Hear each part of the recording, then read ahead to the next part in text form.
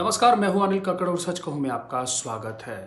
प्रदेश में एक तरफ कोरोना महामारी ने लोगों का जीना मुहाल किया हुआ है। एक तरफ कोरोना महामारी का डर है तो दूसरी तरफ काम धंधे चौपट हैं। सब बंद है, दुकानें बंद हैं, फैक्ट्रीज बंद हैं, इंडस्ट्रीज बंद हैं, सड़कों पर वाहन नहीं हैं।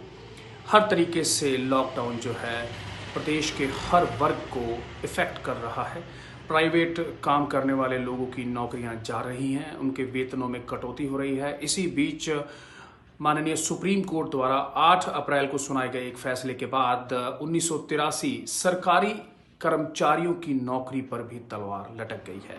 ये 1983 पीटीआई अध्यापक हैं जो प्रदेश के विभिन्न जो जिले हैं उनमें तैनात थे। 10 साल से लगातार नौकरी कर रहे इन पीटीआई अध्यापकों की नौकरी पर सवाल उठाते हुए सुप्रीम कोर्ट ने इनकी नौकरियां रद्द करने की जो है फैसला सुना दिया है।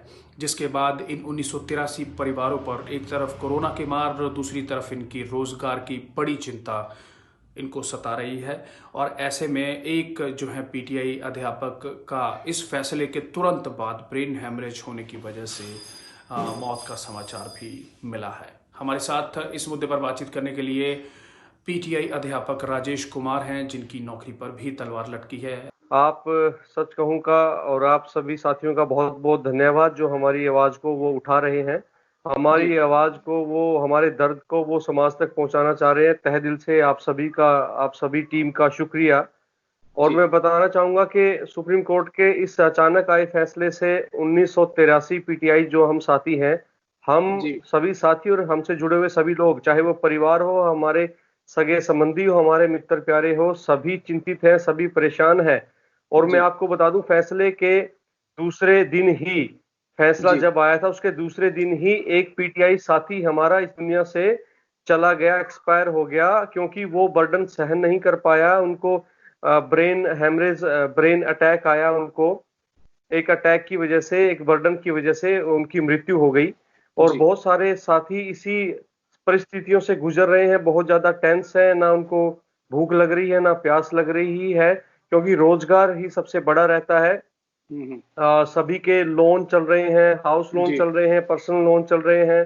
बहुत जो बड़ी उम्र के साथी हैं उनके बच्चे शादी के लायक हैं, किसी के बुजुर्ग माता पिता हॉस्पिटलाइज हैं, उनको मतलब बीमारियां हैं, उनकी दवाइयां हैं, उनकी मेडिसिन वगैरह, उनकी दवाई, सब चीजें चल रही हैं। बच्चों की परवरिश जो है वो एक रिस्की जोन में पहुंचा दी है सुप्रीम कोर्ट के इस फैसले ने। जी। सभी बहुत दयनीय स्थिति है। पहले तो मैं स्थिति आपको बता रहा हूं अनिल जी, बहुत ही दुखद, बहुत मार्मिक हमारी परिस्थितियां सुप्रीम कोर्ट ने बना दी है। जी। और आगे अगर हम बात करें, हम कोशिशें कर रहे हैं मीडिया के माध्यम से या समाज के जो सोशल वर्कर हैं उनके माध्यम से, हम चाहते हैं कि हमारे साथ न्याय हो। दोबारा हम रिव्यू पिटीशन करने जा रहे हैं जी। और उम्मीद है कि इसमें सुप्रीम कोर्ट हमारी जो परिस्थितियां हैं, हमारी स्थिति जो है, इस पर पुनर्विचार करेंगे और फैसले जी। को बदलकर हमारे हक में फैसला सुनाएंगे।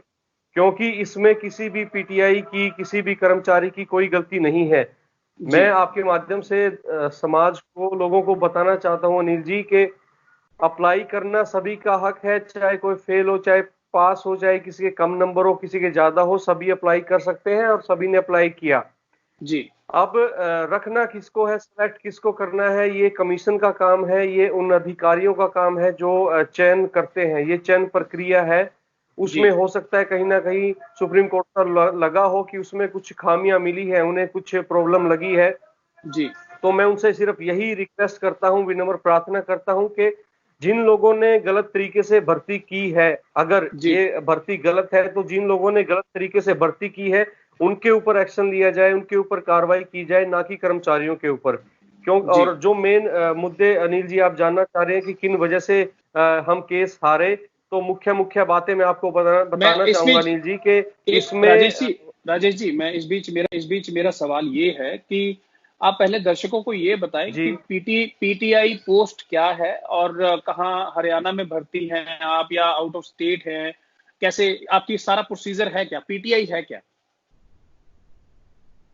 जी अनिल जी, पीटीआई की फुल फॉर्म है फिजिकल ट्रेनिंग इंस्ट्रक्टर, ये सरकारी स्कूलों में, चाहे वो प्राइवेट हो चाहे सरकारी स्कूल हो, सभी में एक स्पोर्ट्स टीचर एक तरह से सरकार के द्वारा या डिपार्टमेंट के द्वारा रखे जाते हैं, जी जिसमें हमारा सुबह से लेकर एक सुबह जो बेल होती है स्कूल की, उसमें जो प्रार्थना से लेके छुट्टी की जो बेल होती है, रिंग होती है, वहां तक हमारी भूमिका रहती है। डिसिप्लिन में, स्पोर्ट्स में, और अलग अलग सब्जेक्ट्स हमारे साथी पढ़ा रहे हैं। बहुत सारे जी साथी इतने एजुकेटेड हैं कि वो प्रमोट होकर लेक्चरर, प्रोफेसर तक पहुंच गए हैं। जी ये एक पीटीआई की पोस्ट इसमें रहती है। मेनली जी जो जी काम है स्पोर्ट्स का रहता है इनका, स्पोर्ट्स जी को ये मोटिवेट करते हैं, आगे लेकर जाते हैं स्पोर्ट्स को। जी अनिल जी। राजेश राजेश जी, मेरा अगला सवाल इसी से जुड़ा है कि जब आपकी भर्ती हुई, ये कौन से टाइम पीरियड में हुई, किसकी सरकार थी, क्या प्रोसीजर रहा, और इसके साथ ही जुड़ता सवाल ये है कि इस पर सवाल उठाए किसने, किसको इन चीजों से तकलीफ हुई जो मामला कोर्ट तक गया। जी अनिल जी, हम 2010 में 23 अप्रैल को हम 2010 में हमारी जो है ये डिक्लेयर हुआ था, रिजल्ट आया था, और मई में हमने ज्वाइन किया था 2010 में। उस टाइम सरकार जो रही है, उस टाइम कांग्रेस सरकार रही है, जी कांग्रेस सरकार थी उस टाइम पे। और जी जहां तक ये सवाल है आपका कि ये कोर्ट में केस किसने फाइल किया, ये वो साथी हैं, पीटीआई साथी, जो जिन्होंने अप्लाई किया था लेकिन वो लगे नहीं, किसी कारणवश दुर्भाग्यवश उनकी सिलेक्शन नहीं हुआ।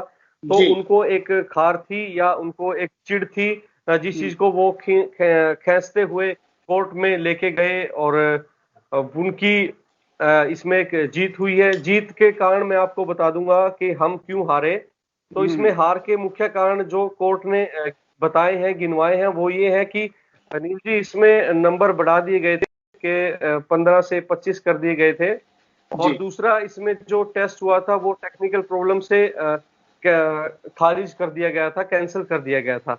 अब जी ये जो सारी चीजें हुई हैं या जिसने भी की हैं, इसमें आप समझ सकते हैं, आम लोग भी ये समझ सकते हैं कि इसमें पीटीआईओ ने ऐसा, पीटीआई जो लगे हैं उन्होंने ऐसा कुछ भी नहीं किया। इसमें ना ही पीटीआईज ने अंक बढ़ाए हैं, ना ही इंटरव्यू कैंसिल करवाए हैं। तो हमें किस बात की सजा सुप्रीम कोर्ट या ये सुप्रीम कोर्ट हमें किस बात की सजा दे रही है, मैं ये जानना चाहता हूँ, पूछना चाहता हूँ, क्योंकि इसमें किसी भी कर्मचारी का कोई दोष नहीं है। अगर दोषी है तो कहीं ना कहीं कमीशन है, एचएसएससी है, या उस टाइम की मैं कहूंगा कि गवर्नमेंट है जो हमारे साथ नहीं आई, जिसकी वजह से आपसी राजनीतिक दिक्कतों की वजह से, परेशानियों की वजह से एक बेचारा कर्मचारी इसके बीच में पिस रहा है। तो ये जी मैं दोबारा माननीय सुप्रीम कोर्ट से, सरकार से गुहार करता हूं, आपके माध्यम से, सच जी कहूं के माध्यम से सभी को ये बताना चाहता हूं कि हमारी रोजगार को सुरक्षित रखा जाए। हमारे हमारा इसमें कुछ भी दोष नहीं है। जो दोषी है, कमीशन है, उस पर कार्रवाई की जाए, ना कि किसी कर्मचारी पर। राजेश जी, मेरा अगला सवाल ये है कि जब आपकी पोस्टिंग आपको मिली 2010 में, जब भूपेंद्र सिंह हुड्डा की सरकार थी, तो चूंकि उस मामले को आज जी 10 साल हो गए हैं, आपने 10 साल नौकरी कर ली है, तो ये मामला जो है 10 साल से लगातार अदालतों में घूमता रहा और अब जाकर जो है इस पर नतीजे आए हैं। तो इस बीच जो है आपको राज्य सरकारों की ओर से कोई सहायता, या राज्य सरकारों की ओर से कोई या एचएसएससी की ओर से कोई आपको सहायता दी गई हो, कोई कानूनी सहायता दी गई हो, या आपको परामर्श दिया गया हो कि इस तरीके से किया जाए, क्योंकि सरकार भी इसमें एक पूरी तरह से पार्टी है, क्योंकि सरकार या एचएसएससी ने ही आपको भर्ती किया, आप जो है खुद अपने लेवल पे भर्ती नहीं हुए। सर, आपका बिल्कुल बहुत बहुत धन्यवाद कि आप इन चीजों को, जज्बातों को, इन टेक्निकल चीजों को समझ रहे हैं अनिल जी। मैं सच कहूं का दोबारा से धन्यवाद करता हूं। और मैं बताना चाहता हूं कि लॉकडाउन के अंदर ये कहर हम पर बरपा है, जिस दौरान लोग अपने अपने घरों में इस महामारी से जूझ रहे हैं, इससे लड़ने की कोशिश कर रहे हैं। पूरा देश लॉकडाउन में बंद है, हर तरह से सबकी इनकम सोर्सेज, सारी चीजें बंद है। उस दौरान हमारे ऊपर ये कहर बरपाया गया है, ये बहुत ही दयनीय स्थिति हमारी बना दी गई है।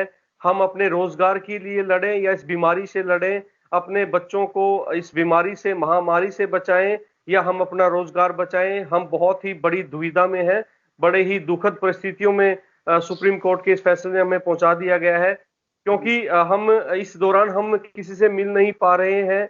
बहुत ही कम छोटे लेवल पर हम जो सरकार के नुमाइंदे हैं, जो नेता साथी हैं, जो हमारे माननीय नेताजी हैं, उनसे हम अपने अपने लेवल पर पर्सनली हम उनसे रिक्वेस्ट कर रहे हैं, उनसे मिल रहे हैं। वहां से हमें आश्वासन जरूर मिल रहा है कि हमारे साथ न्याय होगा, सरकार हमारे साथ एक अच्छा जो है हमारे साथ न्याय करेगी, कोई रास्ता और निकालेगी, बनाए रखेगी, बरकरार रखेगी। जी हाँ, लॉकडाउन के बाद हमें उम्मीद है कि सरकार हमारे साथ आएगी, क्योंकि सरकार भी जानती है, वो भी इंसान है, कि हमारी इसमें कुछ भी गलती नहीं है।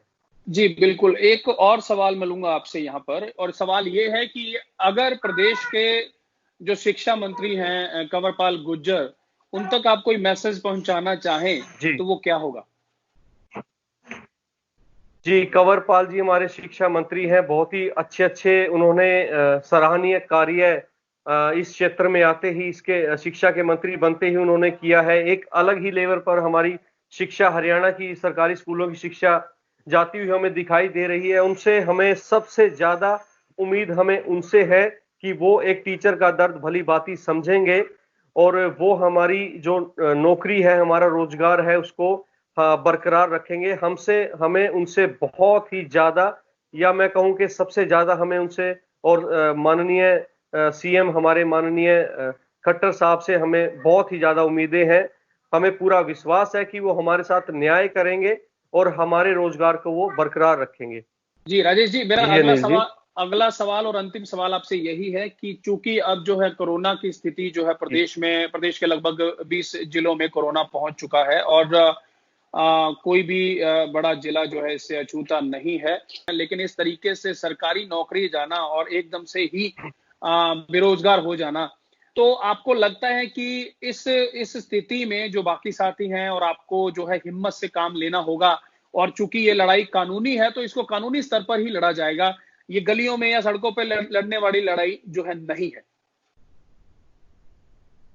जी बिल्कुल, मेरा सभी साथियों से यही आह्वान है, सभी को मैं यही संदेश देना चाहता हूं। एक तो हौसला रखे, जिस तरह से एक हमारा साथी हमारे बीच नहीं रहा, वो चिंता की वजह से या ये बर्डन को, इस प्रेशर को नहीं झेल पाया और उसकी मृत्यु हो गई, अटैक की वजह से वो हमारे बीच नहीं रहा। ऐसा कोई भी बर्डन आप ना लें, आप बाहर ना निकलें, आप कोरोना की जो महामारी फैली हुई है उससे सेफ रहें।